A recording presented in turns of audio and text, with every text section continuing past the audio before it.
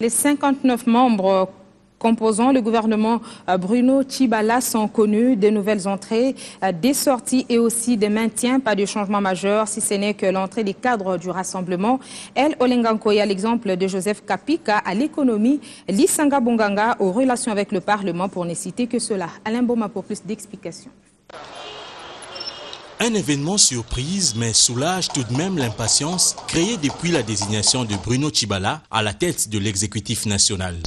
Ministre d'État, ministre de la fonction publique, Monsieur Michel Bongongo Ikouli. La liste des membres du gouvernement est enfin là. Une publication intervenue à 13h30 sur les ondes de la télévision publique. 13h30, trop tôt pour passer une telle info si capitale. Personne, ou presque à cette heure, n'était au courant de la nomination. En tout cas, non,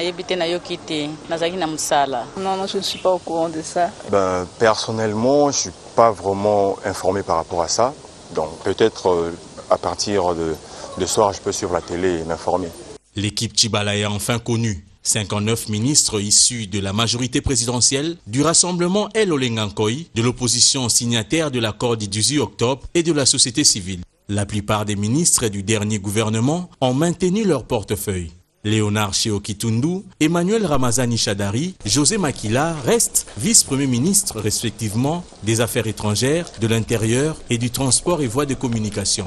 À côté de ces restants, Joseph Kapika, Emery Okunji, Lisanga Bonganga et Tshibangou Kalala font leur entrée respectivement comme ministre d'État à l'économie, ministre au PTNTIC, ministre des Relations avec le Parlement et ministre près le Premier ministre.